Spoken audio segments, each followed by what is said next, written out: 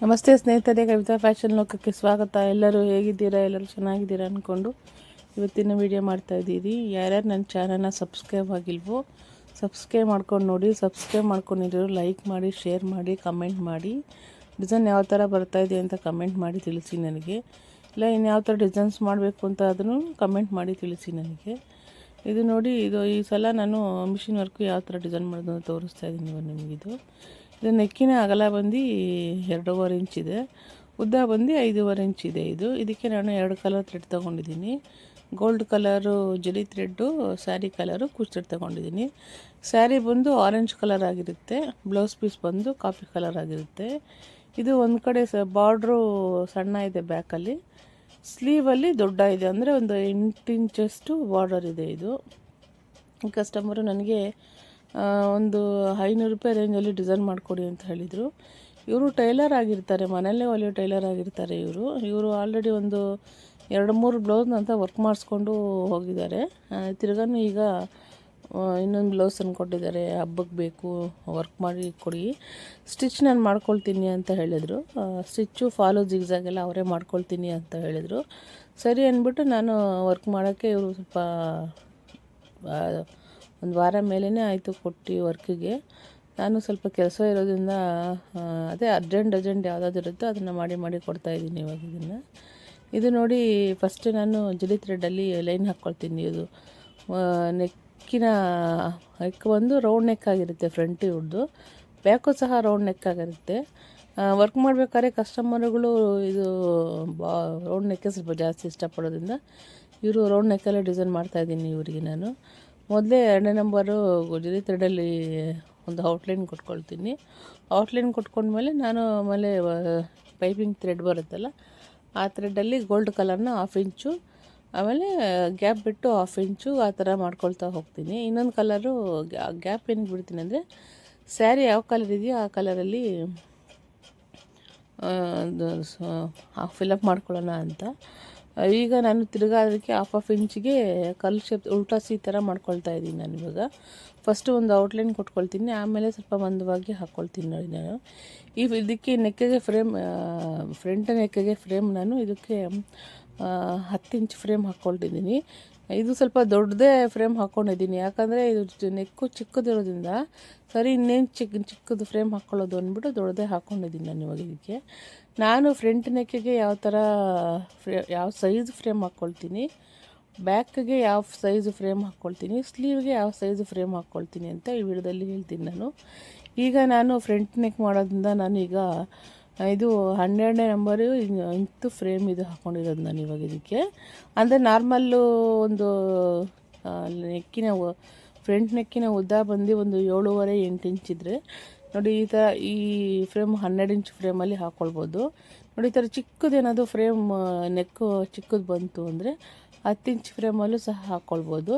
ನಾನು ನಾರ್ಮಲಾಗಿ 12 inch frame ತೊಗೊಳ್ತಾ ಇರೋದ್ರಿಂದ ಇದರಲ್ಲಿ ಈಗಲೂ ಸಹ ಅದು 12 ಇಂಚ್ ಫ್ರೇಮಲ್ಲೇ ಹಾಕ್ಕೊಳ್ತಾ ಇದ್ದೀನಿ. ಮತ್ತು ಬ್ಯಾಕ್ ನೆಕ್ಕು ಲೆಂತ್ ಉದ್ದ ಬಂದರೆ, ಅಂದರೆ ಇವಾಗ ನೆಕ್ಕಿನ ಅಗಲ ಬಂದು 2.5 ಇಂಚ್ 3 ಇಂಚ್ ಇದ್ದರೆ, ನೆಕ್ಕಿನ ಉದ್ದ ಬಂದು ಒಬ್ಬೊಬ್ಬರಿಗೆ 8 ಇಂಚ್ ಇರುತ್ತೆ, 9, 10 ಇರುತ್ತೆ. ಈಗ ನಾರ್ಮಲ್ ಈಗ ಒಂದು 10 ಇಂಚ್ ಅಂದ್ಕೊಂಡ್ರು ನಾನು 16ನೇ ನಂಬರ್ ಫ್ರೇಮ್ ಹಾಕ್ಕೊಳ್ತೀನಿ ನಾನು ಇವಾಗ ಅದಕ್ಕೆ. ಅಂದರೆ ಒಂದು 9 ಇಂಚು 10 ಇಂಚು ಅಷ್ಟು ಒಳಗಡೆ ನೆಕ್ಕಿನ ಉದ್ದ ಬಂದರೆ 16 ಇಂಚು ಫ್ರೇಮ್ ಹಾಕ್ಕೊಳ್ತೀನಿ.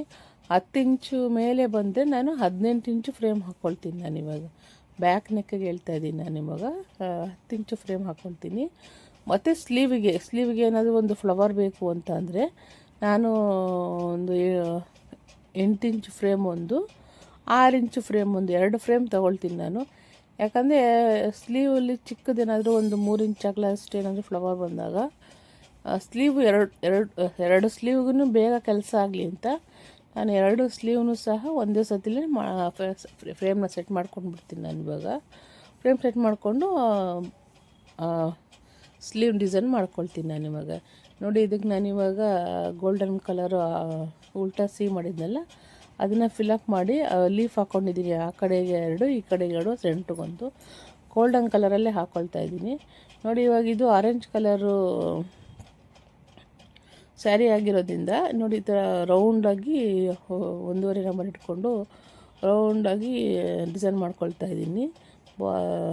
ಮಾಡಿಕೊಂಡು ನೋಡಿ, ಇದು ಸೆಂಟ್ರಲ್ಲಿ ನಾವು ಬೇಕಾದ್ರೆ ಗೋಲ್ಡನ್ ಕಲರ್ ಜರಿ ಥ್ರೆಡ್ಡಲ್ಲಾದರೂ ಫಿಲಪ್ ಮಾಡ್ಕೊಳ್ಬೋದು, ಸ್ಟೋನ್ ಆದರೂ ಅಂಟಿಸ್ಕೊಳ್ಬೋದು, ಇಲ್ಲಾಂದರೆ ಹೀಗೆ ಸಹ ಬಿಡ್ಬೋದು. ನೋಡಿ, ಈ ಥರ 3 ಡಿಸೈನ್ ಸಹ ಮಾಡ್ಬೋದು ಇದಕ್ಕೆ.